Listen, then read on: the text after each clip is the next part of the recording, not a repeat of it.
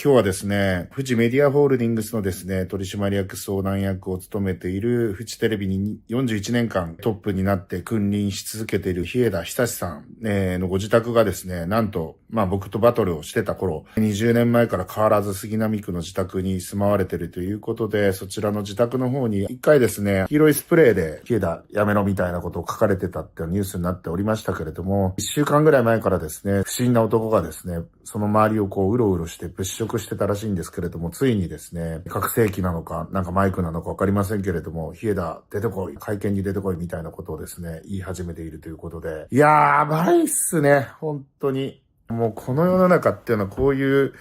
袋叩きになった、そして昔はメディアが力を持ってるメディアがマスメディアしかなくてテレビだけだったんで、例えば日枝さんが陰で権力を握ってるなんてことはですね、全然出てこなかったわけですけれども、今やもうインターネットでですね、白日の下にさらされるわけで、昔だったらね、陰性を引いて自分は前に出てこずですね、都合の悪い会見は部下にやらせるっていう、社長という名のですね、ずっと陰性を引いてたわけですけど、こんな話も、僕みたいなフジテレビウォッチャーはもちろん知ってるんだけれども、一般人は知らないわけですけど、これはもうネット上に僕のね、ニュースサイトとかも含めて YouTube チャンネルとかも含めてなんですけど、簡単に拡散されていくので、本当のことがバレてしまうんですよね。これまでマスメディアに都合が悪いことはですね、すごく隠しまくってたわけですけれども、影のドンが日枝久さんだってことは分かっていて、今新しくフジテレビの社長になった清水さんとか全然権力持ってないってことが分かったわけです、みんな。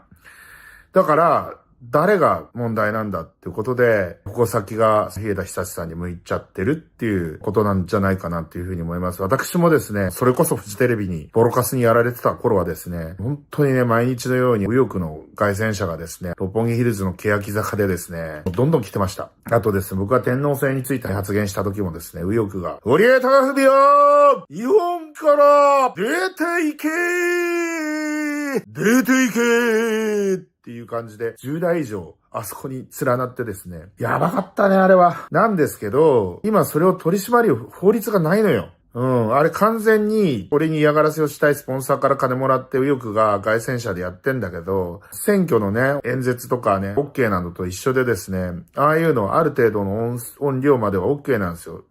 バーニラバニラバーニラも一緒なんですよ。だから、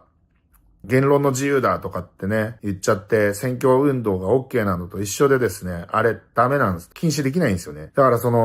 日枝さんの自宅の前でですね、日枝久し出てこいみたいなことを言ってる人たちもですね、簡単には取り締まれないと思います。意見を言ってるだけなんでね。なので、僕もよく取り締まってくれと思ったけど、車を止めてずっとそこに居座るとかってことをしなければですね、合法だって言われて止める術がないんですよね。だから昔はね、右翼に金払って止めてたんでしょうけど、それヤクザに金払うのと一緒ですから、みかじめ料を払ってずっとつぶつぶの付き合いになっちゃってずっとお金を払い続けなければいけないってことなんで、絶対払っちゃダメなんですけど、ただそういう迷惑行為ってのはなかなか取り締まれないのと、僕が怖いなと思うのはもちろんね、防犯カメラとかセコムとか入れてるんだと思いますけれども、それでもね、ドローンで空撮されたりとかね、侵入されたりとかってやっぱり広い家であるほど怖いよね。あと自宅の前で出待ちとかされてる可能性だってあるわけじゃないですか。実際テレビ局はね、言ってるみたいですけどね。なので、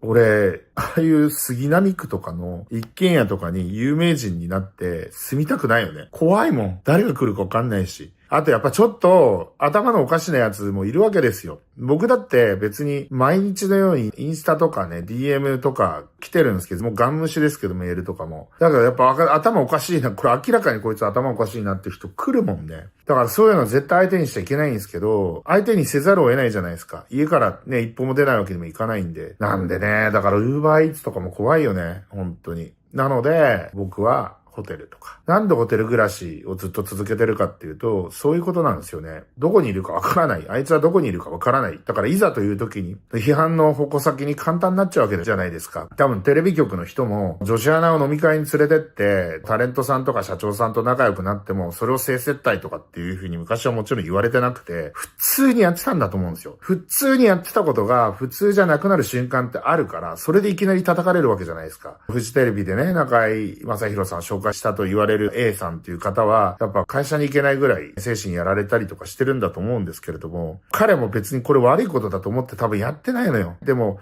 コンプラ意識って簡単に変わっちゃうからね。もうなんか僕の周りにもね、平気でセクハラ発言とか未だにやってるおじさんとかいるけど、いやいや、それはもう時代的にはちょっと難しいんじゃないですかねとかっていう、時代に合わせて俺たちも生きていかないと、こう、振る舞いを変えていかないとですね、ある日突然やられちゃったりとかするんで、それ嫌だよね。なので僕は、日枝さんは今の家をですね、引っ越してタワマンとかに引っ越した方が少なくともいいんじゃないかなって僕は思ったりとかしてます。本当に頭のおかしな奴らって、なんかほら、トヨタ商事の事件覚えてます？いきなりおかしな奴がですね、トヨタ会長ですかね、トヨタ商事の詐欺をやってた人たちがいるんですけど、そこの社長はいきなり刺されたもんね。殺されたんじゃないかな、あれね。だから、ああいうことが起こり得るので、本当に危ないと思います。あなたがフジテレビの最高権力者であることは、みんな知ってるんで、もう、隠せないんで。昔のテレビ全盛期と違って。だから、会見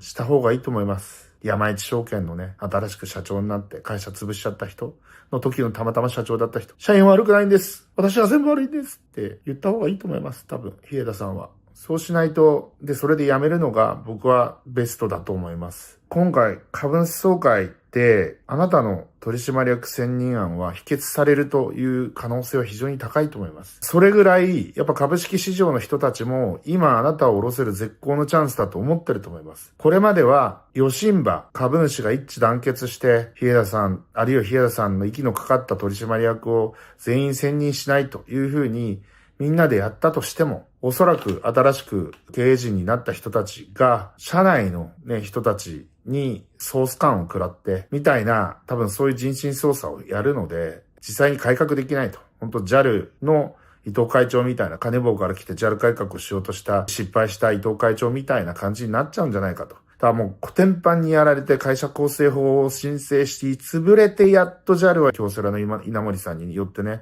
改革されていい会社になりましたけど、フジテレビも今回はさすがに社員の人たちも新しい経営陣に対して、反発したりとかですね、したら、自分たちはやばい立場になるっていうことも分かってると思うので、今回は変わるチャンスなんじゃないかなと思ってるし、そろそろ年貢の納める時かな、日枝さんはっていうふうに思います。そうしないとこういうまたよからぬ輩がやってきて本当に危ないと思いますんで、僕は本当に会見して謝った方がいいんじゃないかなって、老婆心ながら思います。いってらっしゃい。